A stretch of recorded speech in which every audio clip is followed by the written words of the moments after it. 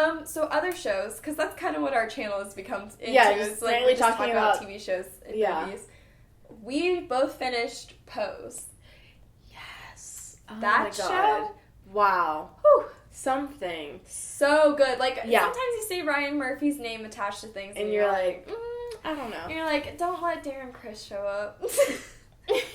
I don't want to see him. Which, sorry. Somehow Darren Criss did not show up in Pose. I actually am surprised thinking about it now. How can a straight gay man. So I don't get it. Yeah, I don't get it either. Talk about catfishing. I absolutely love Pose. It's so good. It's so good. I love everything about it. Second season had some critiques, if we're being honest. Yes. It felt a little all over the place. It kind of felt like they were introducing. Oh, also spoiler. For Pose. Oh yeah. So skip ahead if you don't want to hear this bit. Yeah. But for me specifically, the whole thing with Candy's death. And I think a lot of people are feeling this way. I've seen a lot. Sorry, Clem. I think we forgot to ask. Are you watching Pose at all? No. Okay. I will, but I probably will forget this conversation. Okay. All right. Good. Fair. So with Candy's death, it was a little. It felt out of nowhere. Absolutely nowhere. Yeah. And because you never knew her occupation. Yeah, exactly. You didn't really know anything about her, and like I think if they. It's clear that they wanted to have a death and that they wanted that to be a thing, but I don't think they wanted to kill off any of the actual main characters.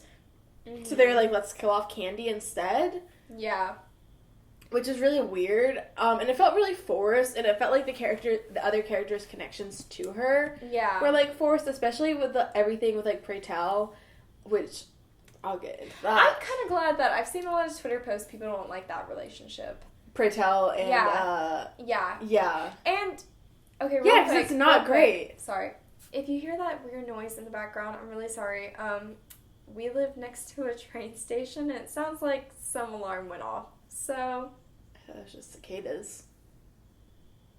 No, it's the MARTA.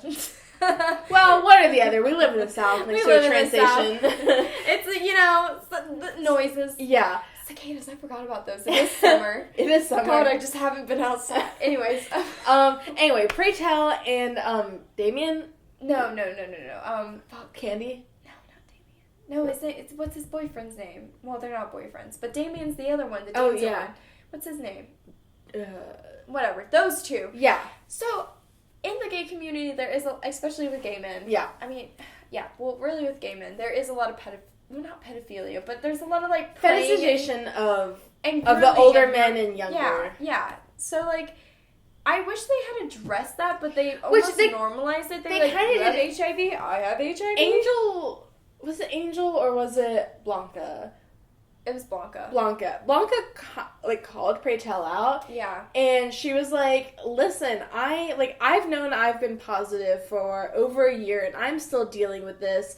You know, you're positive, you're still dealing with this. Mm-hmm. Like, it's not something that, how old was he? Like, 18? He was like 20-something. Okay. Like, early 20s. Okay, so, like, how is this 20-something-year-old kid gonna be suddenly okay with it in, 2 days? And, think he's coped with it enough and, rationalized it in his head to be able to pursue a relationship right now. Yeah. And she calls him out on that, and he doesn't...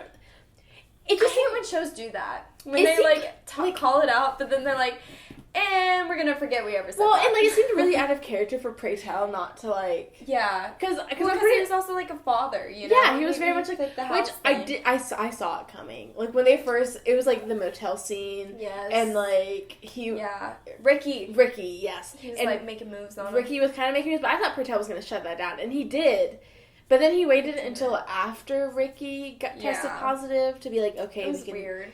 It was a weird thing. I did not like it. I still don't like it. And I hate how they normalized it. It's really weird. And then with Candy's stuff, too, I think I saw it was, an executive producer talk about it. Which she looks like... I don't know if she is, but she looks like the girl who plays Aphrodite. I don't know if it's the same person. In what? In Pose. Oh, okay. Yeah. I don't know if it's the same person, but they do look I don't think it's the same person. Okay. I was like... Wait. But I think she's the executive producer, and she was just talking about how there's, a video clip about how, basically they just kind of, chose Candy, and they were like, oh, we didn't want to. But it was the way she phrased it that was kind of weird. And, I think we should talk about how trans women, especially Black trans women, don't live past the age of 35. Like, on average, like, that is fucked up. That is... But I think it was kind of sacrificial lamb. Like, I think if they wanted to kill Candy, they should have spent the entire second season building her character, showing us who she really is. Yeah. Doing all this stuff, and then towards the end, and then kill her off. Yeah. Or give her a right death instead of just, like, doing all this. It's so, like, but when she explained it, it was, like, it was weird how she went about it, and even when you watch the show, it feels weird. Yeah. And then I've seen a lot on Twitter, too, people talk about how the show is very colorist. And and fair. Yeah. It is. Yeah. Which sucks, you know, like, it is progressive in a lot of senses, but then it is... It shows a side of a community that not a lot of people see about the whole ballroom culture, and that whole community in the late 80s, early 90s, and they do talk about it a lot, and they shine a light on something that's a lot of people don't know about. Yeah, I kind of knew. But I didn't know to the extent. But it's still not great. And something that we talked about, which is I find really weird in the show, is how they don't talk about Marsha P. Johnson. Yeah, obviously, we're learning more about that history now, you know, and we have scholars and just more resources. Yeah. Again, there's history that we're not taught in school, or it's, rewritten or whatever. Yeah. Or is this sirens? Yeah, I'm sorry. Again, we live in the city, guys. Sorry, our producer's laughing. Because ambient noises. Anyways, enjoy the city noises. But, 4 minutes. Okay. But yeah, I feel like Marsha P. Johnson, at least, she was, on the scene. At least it's there New should York. Be, whispers of her. Everybody knew who she was. And I get, you know, she was, when she died, 79, 89, something. I don't know. I thought she died, I thought she passed away later than that. Yeah, but either way, you think there would be some mention of her. Yeah. Or Stonewall itself. Yeah, you know? exactly. Something would have been considering said. that they're talking specifically about the ballroom scene in New York in the late 80s, early 90s. Yeah. Are you looking up when she... Yeah. Okay. But yeah, it's kind of weird, some things that they, include, but then they don't talk about. Okay, 1992. So yeah. Yeah, she definitely should have... in my opinion, it should have been mentioned. Yeah. Also, one last thing before we have to start wrapping it up is the way that they talk about passing and not passing. Yeah. Which I get was really important. Yeah. During that time, because it's a matter of safety. Mm-hmm. It just felt a little privileged. I don't... And again, this is just from my perspective, so of course I don't completely understand everything. But the way that they talked about it, especially with Blanca, who...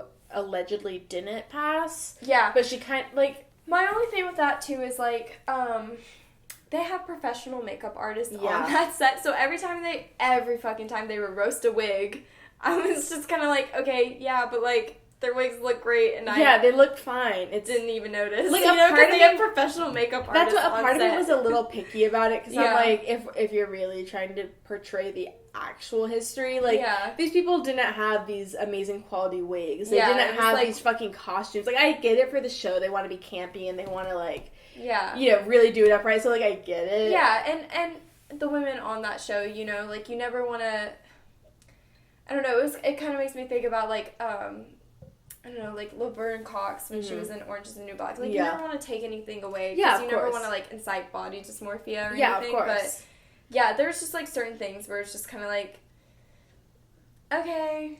You kind of just have to, already know the context of the situation. Or, the reality And I guess it. kind of being the first, piece of media that really shows...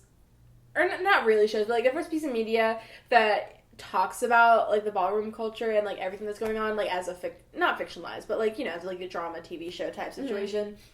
There's obviously going to be critiques. It's not a documentary, so it's not showing the real events that happen. Yeah, so it's glamorized. Exactly. So there's that, but still fucking love the show. Oh my god. Yes, love what it has done. The conversations it's incited. God, I can't fucking talk right now.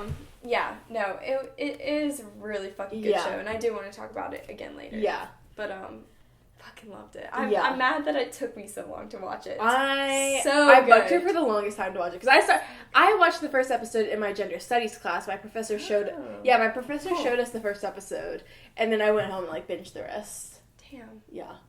Cool. Yeah. Okay. Period. Well, we'll return to these things. Yes.